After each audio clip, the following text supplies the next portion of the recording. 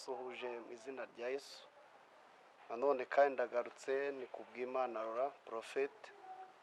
Duherukanye mu minsi yashize turi gusenga kandi turacyakomeje no gusenga cyane ko Imana turi kuyibona.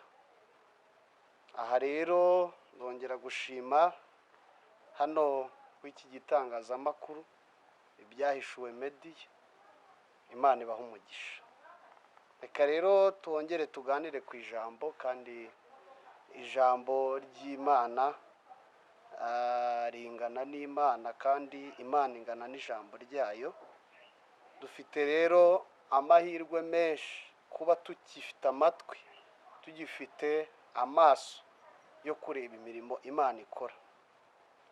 Ndagira ngo rero tuganire mu gitabo cya Mariko igice cya 4 umurongo waho reka dusombe kuri 12 ndetse 12 haravuze ngo barebe ngo kureba babirebe ariko be kubibona no kubyumva babyumve ariko be kubisobanukirwa ngo ahari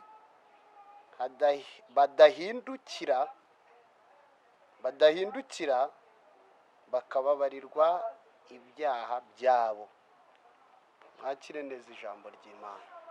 Ndagira ngo tuvuge ko iri jambo ni ijambo riri mu migani Yesu yaciye umunsi umwe ari kwigisha abantu. Yabigishaga iby'umubibyi kandi uwo mubibyi agerageza kuvuga uburyo yabibye imbuto zigwa mu nzira, izindi zigwa ku kara, izindi zigwa mu mahwa, amahwa arazimira. Ariko ngo iryo teraniro ryasoje abantu batumvisha, batanasobanukiwe.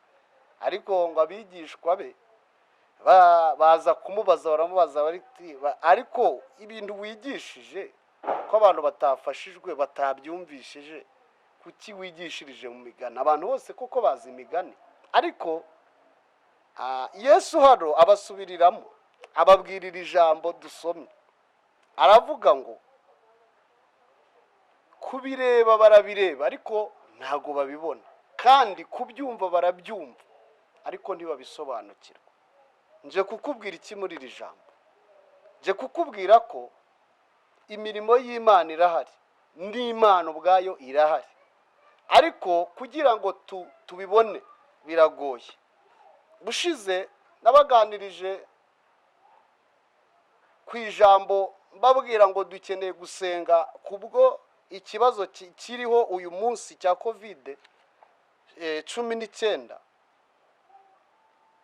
Ndabizi ko umuntu wese wafatanyije nanjye gusenga no kwizera uyu munsi akiriho kandi uyu munsi agifite uburinzi. Iyo Mana yaturinze niyo nshaka kongera kukubwira. Muri iyi minsi hariho iterabwoba ryinshi, muri iyi minsi hariho ubwoba kubera iki cyorezo. Ariko nje kukubwira ko umuntu wizeye Imana igomba kumurinda. Imana igomba kumurinda. Umuntu yizeye igomba kumurinda. Ariko Yesu yavuze icyaha rero. Yaravuze ngo kureba, abantu barebaga muri ririya teraniro barebaga, ariko ikibazo ntago babonye, ntago amaso bafite yabashije kureba ibyo bagombaga kureba, barebye ibyo batagombaga kureba. Aya masaha rero nshaka kubabwira ko Imana yarakurinze, wowe undeze amatwi, wowe uri kumva, wowe turi kuvuga. Imana yarakurinze, ariko nje kukubwira ngo imbaraga yakoresheje uyu munsi iracyazifite. Humura, komera, shikama mu kwizera, kuko uyu munsi dufite amasezerano akomeye Imana yagiye iduha. Iratubwira ngo mwakira uburinzi, iratubwira ngo barinze ibiteye ubwoba, iratubwira ngo umuyaga ntacyo uzabatwara, iratubwira ngo abantu benshi, inzovu nyinshi zagwa uruhande rwawe ariko we ntacyo bizagutwara. Uyu munsi rero nje kongera gusengana nawe nkubwira ngo amaso yawe hari ibintu byinshi yabonye, hari indwara nyinshi Imana yagukijije, hari ibintu byinshi yagutambukije, hari ibintu byinshi Imana yagutambukije, hari ibibazo, hari imyenda Imana yagukijije, hari uburoko Imana yagukijije. Uyu munsi ongera uyigirire icyizere. Ndagira ngo uzamure kwizera dusengana, zamura kwizera dusengana, zamura kwizera dusengana. Kandi tugiye gusaba Imana uburinzi ku Mana, tugiye gusaba ubwishingizi, tugiye gusaba ubudahangara muri iki kiganiro.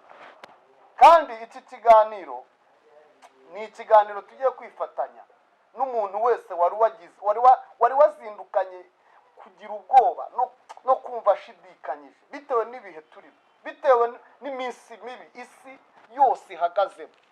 Uyu munsi igisubizo niba uri kugishakira ku bakomeye bo mu isi, ntacyo ubona ndakurahiye. Niba uri kugishakira ku banyabwenge bo mu isi, nta gihari.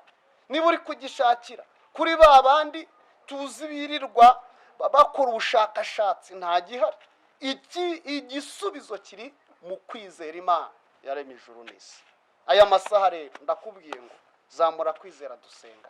Amaso yawe yarebye ibintu byinshi, ariko ubwenge bwawe nibwongere bubikurure, nibwongere bukurure intambara Imana yagukijije, nibwongere bukurure ibigerageza Imana yagutambukije. Uyu munsi wongere ufate umwanya wawe usenge, ufate umwanya wawe wiyegurira Imana. Ibyawe, ubutunzi bwawe, umuryango wawe, inshuti zawe zishinganishe mu buryo bwo gusenga. Aho niho hari ubwirinzi buhagije. Naho ahandi ho ndakurahiye ubwoba bwahakwicira, stroke yagufata. Kandi aya masaha Imana iduhaye agahe ko kumva ibi nubyumva biragufasha, ibi nubyumva ukabyizera urakira, uburinzi bukuriho. Abantu benshi bari kwibaza ngo ariko ninde uzakira ibi bintu, ninde umuntu uzatambuka ibi bihe? Ariko wowe niba wizeye, tuzashimana Imana mu minsi iraza kuza, tuzafatanya ingendo z'indege turi kumwe, turi gushima, tuzafatana business zizongera zikore, tuzakorana, tuzahura. Kandi ndakubwiza ukuri, hari ibintu byinshi abantu basa nkaho bizereyemo, ariko kwizera nyako ni ukwizera amagambo y'Uwiteka. Ibyo wabonye rero bifatireho icyitegererezo, ibyo Imana yagutambukije bifatireho icyitegererezo. Kandi ibyo Imana yakubwiye iko ijambo rivuze nibigukize byawe bicumuro byawe, iri jambo rirabikuraho. Kandi kuryizera biraguha uburinzi.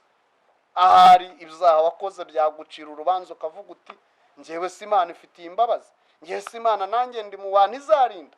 Ariko umva, uyu munsi fata icyemezo, wiyegurire Imana, iyegurire Uwiteka, iyegurire Yesu afite imbabazi kandi zitarangiraho.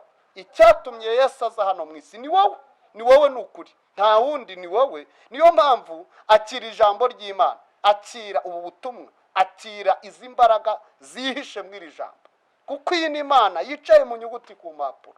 Kandi ubushize dusenga abizeye bose uyu munsi turacyari kumwe kandi turacyafatanyije gusenga. Reka rero nkubwire ngo uyu mwanya ngiye gufatanya nawe dusenge. Ngaho rero zamura kwizera dusenge. Mwami Yesu uwera kandi wa Isiraheli, Imana y'agakiza kacu, aya masaha tukweguriye ubuzima bwacu, tukweguriye ubugingo bwacu, tukweguriye ibyacu, tukweguriye business zacu. Nkweretse isi muri rusange, nkweretse by'umwihariko igihugu cy'u Rwanda. Reka udukize kandi udutambutse ibihe bibi. Kandi hari ubuzima bw'abantu buri mu byago, hari abarwayi uyu mwanya, hari abafite ibibazo by'ubukene, hari abafite ibibazo bitandukanye. Ariko Uwiteka ndabikumurikiye, ndetse nifatanyije n'aba bantu bariho bareba iyi video, kugira ngo umuntu wese uri kureba ibi, umuntu wese uri kumva ibi, ahabwe imbaraga, ahabwe igisubizo. Ndashaka kumva Uwiteka wakoze igitangaza ku muntu wese uzumva ibi, uzareba ibi. Kandi uyu muntu ndamukumurikiye, ndamusengeye, ndamwatura imbere yawe, ndamuhagarika imbere yawe kugira ngo akorerwe ibitangaza n'Imana. Reka aya masaha data wa twese ukore kandi ugaragare. Urakoze urakarama kuko wumvishe gusenga, kandi tugiye kuzaba mu bihe byo gushima izina ryawe. Urakoze urakarama, ni mu izina rikomeye rya Yesu Kristo, amen. Reka rero nguhe nimero yanjye, waba ufite icyifuzo ku butumwa nkubwiye cyangwa se ikibazo, wampamagara kugira ngo dufatanye kandi usobanurire cyangwa se ngusengere mu buryo bw'umwihariko. Nimero yanjye ya MTN ni 07 53 50 Imana ibaho umugisha kandi amahoro y'Imana abe kuri mwe. Shalom shalom.